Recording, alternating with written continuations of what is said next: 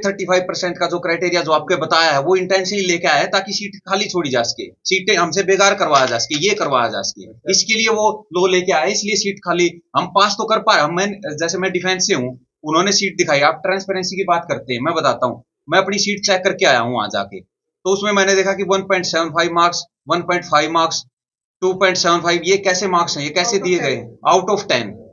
मैं अपनी शीट देख के आया, मैंने 15 क्वेश्चन पूरे के पूरे किए ना, उनमें कोई चॉइस थी। एचपीएससी के बाहर पिछले कई दिनों से जो अभ्यर्थी हैं वो कड़कड़ाती ठंड में बारिश में धरने पर बैठे हैं। आपको बता दें कि आज युवा कांग्रेस जो एक प्रेस वार्ता करती नजर आ रही है, उसके साथ ही जो 35% का क्राइटेरिया है, जिसमें कहीं ना कहीं आपको बता दें कि कई पद जो है वो खाली हैं, उसको लेकर देख सकते हैं एक प्रेस वार्ता करते हुए नजर आ रहे हैं। हरियाणा सरकार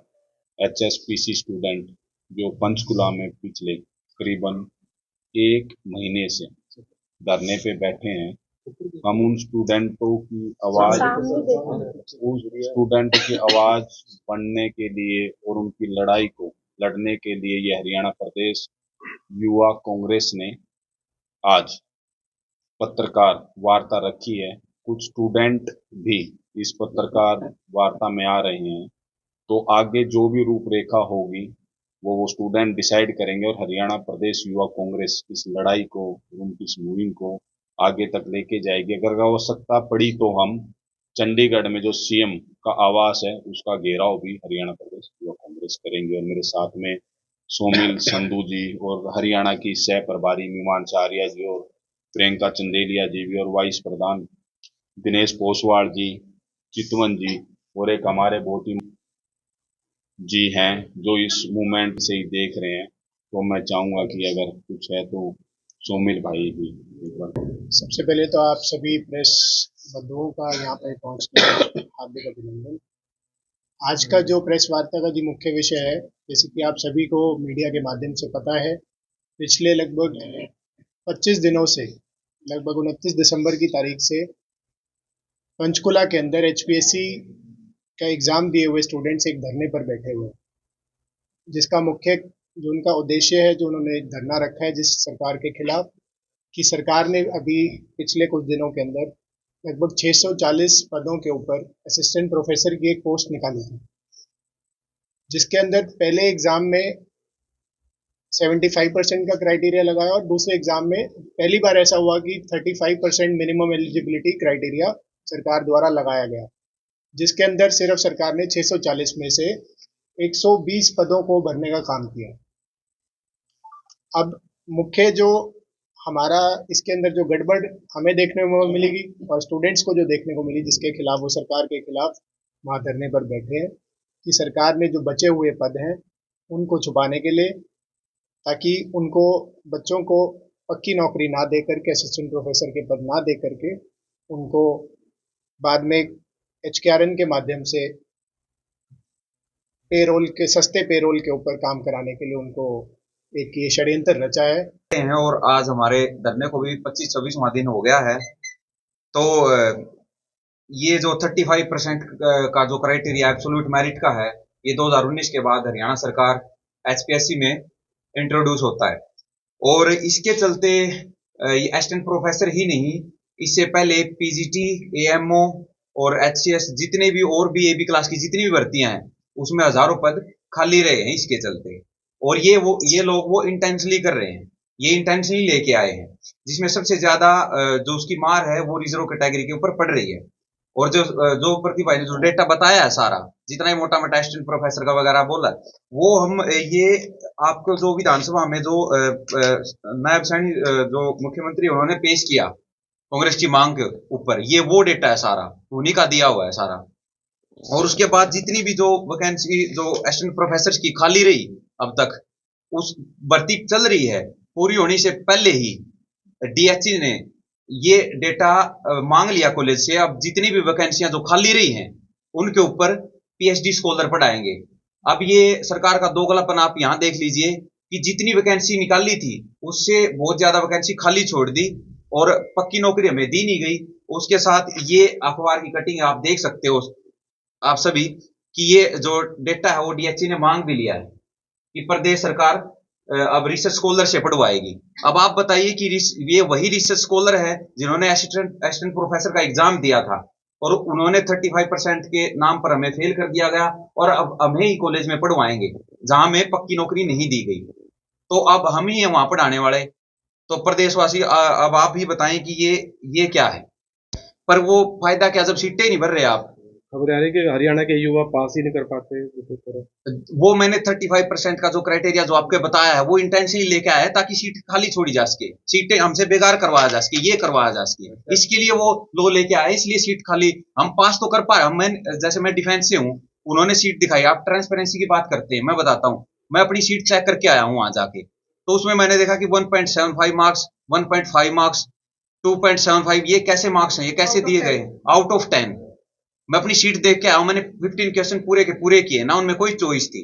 तो इंटेंसली इन्होंने पूरी कोशिश की कि बच्चों को बाहर कैसे निकाला जाए। मतलब आपके कहने का ये है कि आपको यूनिवर्सिटीज के अंदर कम पे रोल पे काम कराया जा सके, ये दोगुलापन है ना जी। एक तरफ तो आप कह रहे हो आप स्टूडेंट्स हो, आप पीएचडी कर रहे हो, आप कॉलेज के अंदर पढ़ाओ, और जब वही बच्चे एग्जाम देने जा रहे हैं तो आप ये कह रहे हैं कि आपका एग्जाम एलिजिबिलिटी क्राइटेरिया नहीं फुलफिल हो रहा, सिर्फ वो पैसा बचाने के लिए। प्रोफेसर की बात करें तो 24 टोटल पोस्ट निकली, ठीक है, तो फॉर्म तो उसके लाखों में है, ठीक है, तो अगर और हम एलिजिबल है सर, अब हम असिस्टेंट प्रोफेसर के एग्जाम में बैठने के लिए, ऐसे बच्चे ज्यादातर रिजर्व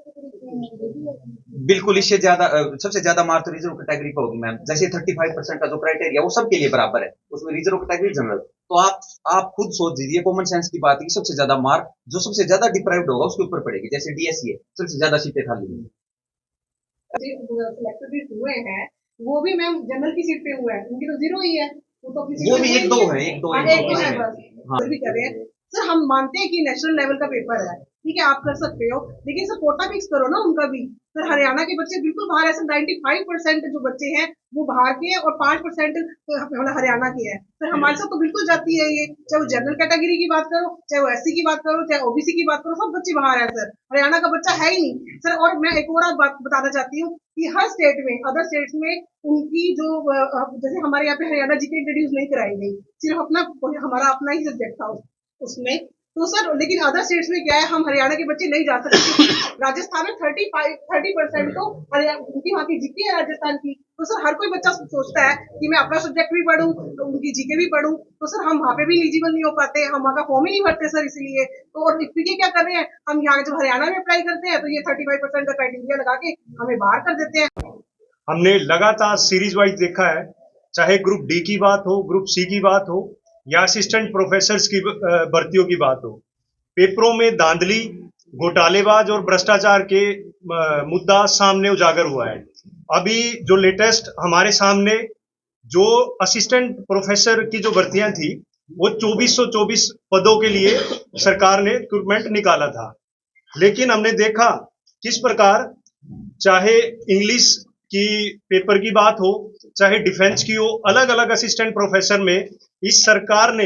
हरियाणा प्रदेश के युवाओं का जिस प्रकार से शोषण करने का काम किया, हरियाणा प्रदेश के युवाओं के रोजगार पर डाका डालने का काम किया है, वो आज आपके सामने आपके समक्ष है। हमने देखा पिछले 1 महीने से लगातार हरियाणा प्रदेश के जो बच्चों ने असिस्टेंट प्रोफेसर के पद के लिए अप्लाई किया था वो 1 महीने से धरने पर बैठे हैं। पूरी ठंड के अंदर, कड़कड़ाती ठंड के अंदर, बारिश के मौसम के अंदर वो बच्चे वहां धरने पर बैठे हैं। मैं आपको बताना चाहूंगा, जो सरकार ये ढिंढोरा पीटती है कि पारदर्शिता के साथ नौकरी देने का काम करते हैं और एससी बीसी वर्ग को नौकरी देने का काम करते हैं, लेकिन जब इनकी भर्तियां हमारे सामने और हरियाणा प्रदेश के सामने आती हैं तो उसमें इस सरकार का असली चेहरा नजर आता है। मैं आपको बताना चाहता हूं कि जैसे इंग्लिश के पेपर की बात है, उसमें जो वैकेंसी निकाली गई वो 613 पदों के लिए निकाली गई, और जिसमें जो फिल किए गए, जो एलिजिबल 35 क्राइटेरिया इन्होंने लगाया है सिविल की एग्जाम में, हरियाणा सिविल के एग्जाम में, उसमें सिर्फ 145 बच्चे ही पास कर पाते हैं। वैसे ही जैसे डिफेंस के बता दिए हैं कि किस तरह से नौकरियों के नाम पे मजाक हो रहा है इस प्रदेश के अंदर, और अलग अलग क्राइटेरिया इस प्रदेश के अंदर बना के नौकरियां जो सिर्फ दिखाई जा रही है कि आपको दी जा रही है, लेकिन कहीं ना कहीं आपसे नौकरियां छीनी जा रही हैं। जो उनका हक है उनको वही नहीं मिल पा रहा है। लंबे समय से लोग तैयारियां कर रहे हैं और सरकार ये भूल जाती है कि एक एज क्राइटेरिया होता है और बहुत सारी चीजें होती हैं। लंबे समय से लोग तैयारी कर रहे हैं, काफ़ी अच्छे हैं पढ़ने में, और आज शायद जो चीज़ें हमारे प्रदेश के अंदर आ रही हैं और उसकी वजह से इनकी शायद अब एज भी आगे निकल जाएगी। तो हम बस यही चाहते हैं कि सरकार इनकी बात सुने, और अगर सरकार इस मुद्दे के लिए आगे नहीं आती है तो जैसा कि हमने आपको बताया कि बहुत बड़े स्तर से इस प्रदेश के अंदर आंदोलन होगा, और युवा कांग्रेस स्टूडेंट्स की पूरी लड़ाई लड़ने के लिए अग्रिम पंक्ति में आगे से लड़ने के लिए तैयार है। और हम बस यही बताना चाहते हैं आप सभी के माध्यम से कि अगर हम सिर्फ सरकार